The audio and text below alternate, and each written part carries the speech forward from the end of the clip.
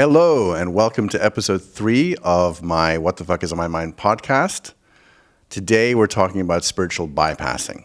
It's a huge problem and a huge issue in our society today. The term was coined by John Wellwood, who was a prominent psychotherapist and author in the transpersonal psychology field.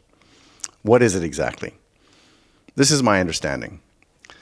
Basically, a person has some kind of pain or some kind of trauma or something uncomfortable that happens, and instead of dealing with it, they in essence compartmentalize that pain and try to rise above it.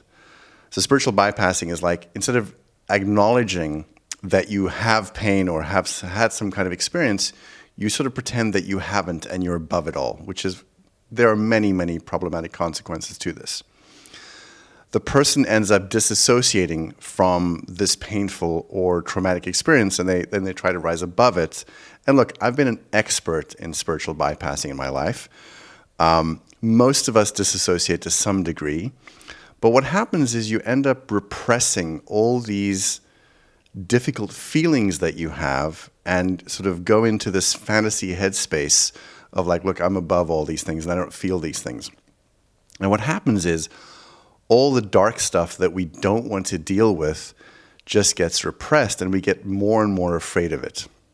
Now, it was interesting. There was a gentleman by the name of Robert Augustus Masters who wrote a book called Spiritual Bypassing When Spirituality Disconnects Us from What Really Matters. Really, really amazing book.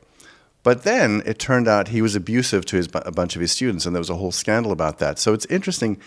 Even having the knowledge or the theoretical knowledge of spiritual bypassing doesn't mean that you've gotten through your shit. So that I thought was kind of funny. So how does it play out?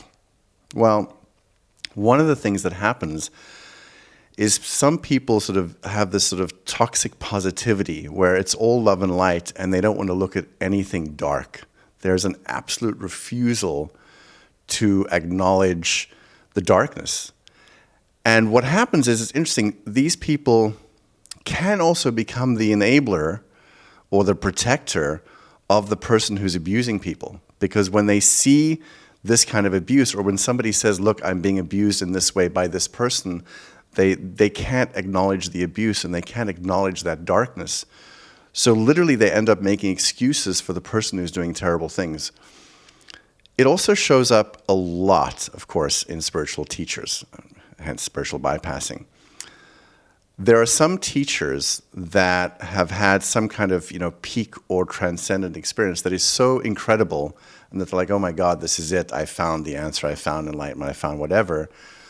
But they haven't actually dealt with their psychological stuff. So there's all this stuff still in their shadow. And what they end up doing is pretending that they're above it all. And often they tend to abuse their students, and when their students say to them, this is abuse, they say, no, you don't understand, because they can't acknowledge their own shadow. They can't acknowledge their own shit. There are some religions, for instance, that repress any kind of sexuality, completely. And it's interesting that those, religions or groups that do that, it's interesting that there's so much sexual misconduct that actually occurs in those religions. And I think it's because they suppress everything. You're not allowed to do this, you're not allowed to do that. And this stuff starts to boil underneath and eventually comes out in these really inappropriate ways. The other issue with this is that you create a kind of hell for yourself. You're not allowed to feel what you're actually feeling. It's not allowed. There's this sort of code of conduct that you have to have. You have to be above it. You have to be spiritual. You have to be enlightened. You have to be of the light. And so you can't actually acknowledge what you're really feeling. And I found this is the case with people who are in high control groups or cults, which I was. You come across as kind of robotic, When I talk to those people now, they seem kind of robotic. Like they're not totally there. And it's like they're gripping tightly onto some concept of heaven so desperately that they've completely disassociated from just being human. And it's a kind of hell, but they don't know it at the time.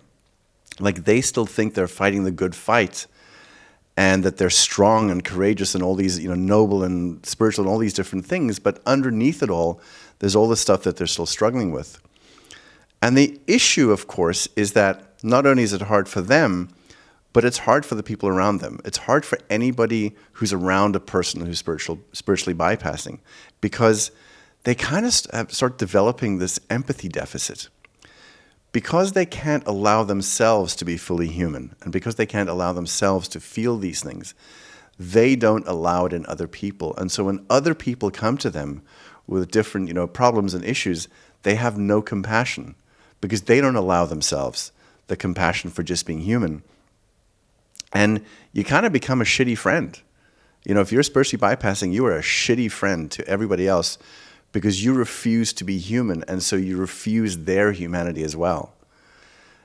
You cannot actually help them because all you're going to do is try and band-aid it, tell them to change their state or up level or don't be so low vibe or whatever it is you're going to tell them to raise their vibration when they probably have some real pain or some real trauma, some real difficulties that is not just going to be bypassed by just thinking differently. Spiritual teachers sell this love and light kind of approach, and it's very, very appealing to just feel good, to just sort of override your difficulties. But there's a lot of problems with this. I mean, one of the teachings that I've heard, many times, and I certainly think I believe this for a while, this whole idea of parallel realities, there's parallel timelines, and every choice you make takes you into another timeline. And some people teach the idea of well, if you're having a problem, all you have to do is go to that version of yourself on a different timeline, and then you'll be fine. And that's another form of spiritual bypassing. Just don't acknowledge what's going on for you right now in the present. Go into this fantasy space where there's another timeline where you don't have that issue. So go to the timeline when you're rich, go to the timeline where you're beautiful, go to the timeline where you're healthy, whatever it is. And so you completely bypass where you actually are, whereas actually where I think the healing could take place. My sense now, after doing this myself for a long time and now seeing other people do it, more and more I really understand that the only way out is actually in, is actually through. And the problem is you can't actually work on yourself when you're bypassing, because when you're bypassing, you don't have any problems. You don't have any trauma. You don't have any difficulty. And you have to explain away any responses and reactions you're having as some kind of other anomaly or other spiritual reason other than just I'm struggling because I got triggered by something, or because I have trauma, or because I haven't been able to resolve something. And the truth is, we haven't been able to resolve it because we just refuse to look at it. We refuse to acknowledge the existence of whatever this struggle is. I want to talk, probably in future episodes, about what this avoidance of darkness does, our own darkness. For instance, one of the issues I see is we don't want to believe that our leaders might be doing bad things, because to even look at that means we have to open up the can of worms inside ourselves and look at our own shadow, which we don't want to do. And I really am beginning to believe that a lot of the world's problems are due to bypassing pain, avoiding pain, and then in essence, disassociating from pain, disassociating from just being human. And then we completely deny and avoid our own shadows. We avoid all the things that we think are unacceptable. If I go back to the sort of, the spiritual journey, I see that what we've done as a species, trying to become enlightened, avoiding who we really are and trying to become enlightened is this endless journey, because we're not really dealing with our real self. We're dealing with a fantasy version of ourself. And that fantasy version, it's unacceptable that we're not perfect. And that's what this spiritual bypassing is related to, is we're trying to be perfect rather than just acknowledging, I have this struggle, or I've had this struggle. And one of the most profound things for me, and I think what really broke spiritual bypassing for me, because here's the funny thing, even in ESP, in Nixium, I was talking about spiritual bypassing because I thought it was a huge problem, but I didn't realize that it was, endemic to the entire organization and myself. One of the greatest things that happened to me is hitting rock bottom. Rock bottom is an amazing, amazing place in some ways. Now, why? Because at rock bottom, you finally, the bypassing finally shatters. You can't pretend anymore because shit is so bad that you cannot maintain this fantasy figure of yourself, this facade, and it cracks. And the moment for me that it cracked, which I think was probably around 2017, I realized how my entire life I had been bypassing all these difficult emotions. And as an artist, it limited me so much because I wasn't willing to allow my characters to go through the kind of hell that everybody normally goes through because I was so busy trying to be above myself. And so my characters, I found actually some of them were kind of wooden as well. So it's helped me as an artist tremendously, this sort of hitting rock bottom and sort of finally finding a version of myself, warts and all, that is quite magnificent and real. That's the important thing, and real. So there's a ton of books that you can read about this, and I'll put them in the show notes. But it's really worth looking because spiritual bypassing is talking about, in essence, it's living a fantasy. And it doesn't have to be about spirituality. It can be about whatever. It's living a fantasy, and you're completely disassociating from your true self. And your true self and all the shit in your shadow is where all the great gifts are, of our life. And that took me a while to understand. So as I said, in future episodes, I'll dig more into, what this does on a world scale.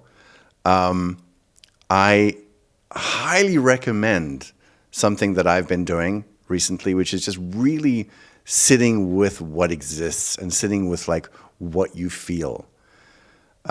There is an amazing gentleman. His name is, I think it's Jeff Foster. And Jeff Foster said something really cool. He said, something about getting into the practice of allowing everything. It's allowed. He would say, it's allowed. And then he said, it's allowed because it actually is there. And that's something I realized. I'll have a feeling sometimes that I don't want to be there. And then I sort of realized, well, it doesn't matter if I don't want it to be there. It is there in reality. It's already there. Denying it's there doesn't do shit. So I'm starting to work on really just sitting with okay, there's that feeling. And even sitting with the feeling of resisting the feeling. Go, oh, there's the resistance to that feeling. It's changed a lot for me. And I can tell you I'm far happier just acknowledging that I feel certain things, that I struggle with certain things. It's kind of like a new life in many ways. So again, as always, thank you for listening to me rambling on.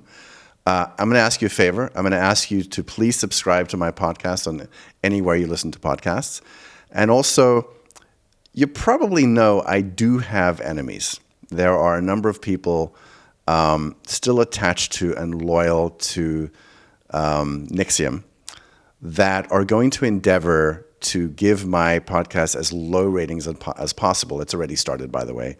It would really help me if you gave me a rating, preferably positive, to combat some of the shit that I'm going to be getting in the next few weeks and months, especially as part 2 of The Vow comes out. So, thank you again. We will talk soon.